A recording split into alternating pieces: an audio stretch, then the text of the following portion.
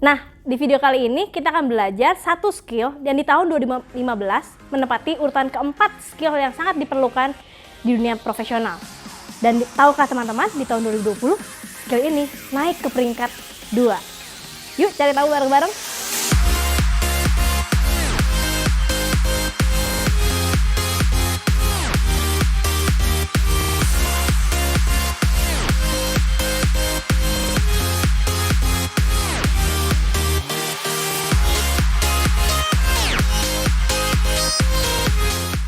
Halo teman-teman, bersama saya kembali Gladys Putri Antariksa, trainer dari Davis Tiadi Manajemen. Kita akan lanjutkan serian kita dari Ordinary to Extraordinary. Nah, kalau teman-teman belum dengerin ekstra pertamanya, stop dulu video ini, tonton dulu ya video sebelumnya. Oke, kita lanjut ke ekstra kita hari ini. Nah, hari ini saya akan membahas 3 ekstra yang harus kita lakukan kalau kita mau berubah dari ordinary menjadi extraordinary, yaitu extra thinking, extra reality, dan extra planning. Nah, skill yang harus teman-teman miliki di tahun 2020 ini dan masuk top 2-nya dari 10 skill yang harus teman-teman miliki adalah sebenarnya extra thinking. Lebih spesifiknya lagi adalah critical thinking. Kita tahu zaman sekarang anak muda itu gampang banget, susah banget membedakan antara yang mana benar fakta, mana yang hoax ya. Jadi perlu banget skill ini untuk membantu masa depan kita yang lebih cerah tentunya. Nah teman-teman, kalau teman-teman punya teman mungkin atasan di sebuah perusahaan atau teman yang memiliki sebuah usaha, membuat sebuah usaha, pernah nggak nanya, kerjaan kamu banyaknya ngapain sih? Saya yakin jawabannya hampir 90% mereka adalah berpikir bagaimana meningkatkan penjualan, berpikir bagaimana mengefektifkan pengeluaran, bagaimana mengelola teamworknya, dan lain sebagainya. Karena semakin tinggi teman-teman memiliki level di bidang pekerjaan maupun dalam bidang profesional maupun bisnis, kita akan banyak waktu yang dikeluarkan untuk berpikir. Maka berpikir itu sangat penting. Lalu kalau teman-teman bertanya, lalu apa yang saya harus pikirkan ya? Tentunya yang pertama yang harus teman-teman pikirkan adalah tujuan teman-teman menjadi orang luar biasa itu yang seperti apa? Arti sukses menurut teman-teman itu seperti apa? Arti seorang yang luar biasa itu seperti apa? Buat saya, orang yang luar biasa itu orang yang bisa memfulfill kemampuannya, skillnya untuk boleh menginspirasi orang lain, membantu orang lain. Tapi buat teman-teman mungkin saya mau bilang luar biasa itu kalau saya punya uang 1 miliar di tabungan saya. Atau saya ingin bisa menaikkan umroh atau naik haji buat orang tua saya. Tentukan, pikirkan apa yang menjadi tujuan teman-teman. Apa yang menjadi definisi luar biasa dari hidup teman-teman. Nah setelah itu kita masuk ke ekstra yang reality. Tujuan teman-teman itu ekspektasi doang atau realistis?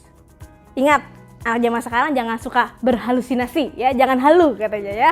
Jadi kita harus realistis karena banyak konflik terjadi ketika ekspektasi tidak bertemu dengan realita. Jadi pastikan goal teman-teman yang tadi teman-teman sudah pikirkan itu realistis nggak untuk diwujudkan. Dan tentunya setelah itu nggak cukup cuma dipikirin doang. Tapi kita perlu melakukan ekstra yang keempat, yaitu ekstra planning atau bikin rencana. Bikin rencana seperti apa? Bikin rencana yang sangat detail sampai teman-teman tahu apa yang harus teman-teman lakukan. Ya, jangan cuman rencananya, oke, saya besok harus jualan lebih banyak. Oke, saya besok mau nabung lebih banyak. Nah, itu sangat abstrak, tidak detail, dan tidak akan membuat teman-teman termotivasi untuk melakukannya. Saya kasih contoh untuk ketiga ekstra ini.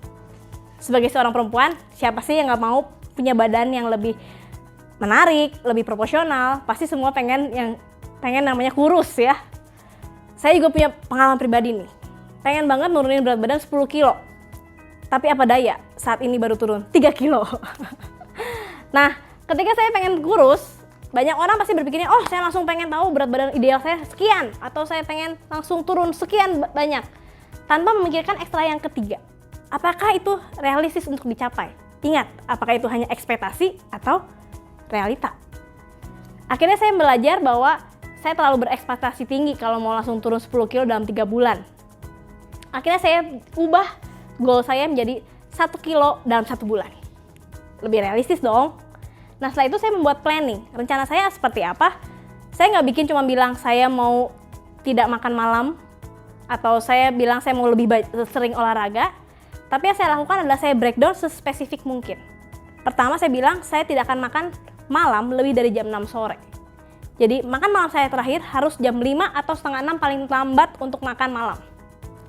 Kedua, ketika saya bilang saya mau lebih rajin berolahraga, saya cari aplikasi yang saya suka, olahraga yang saya suka. Akhirnya saya menemukan satu aplikasi yang olahraganya itu bisa cukup 7 menit dalam sehari.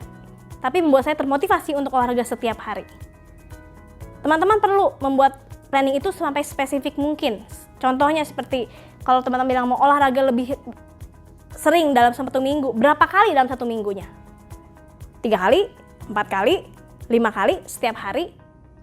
Kalau bisa sampai jamnya pun teman-teman tentukan mau jam berapa olahraganya, di mana, kapan, mau sama siapa. Itu adalah planning yang baik. Oke teman-teman, kita lanjutkan 4 ekstra lagi di video berikutnya.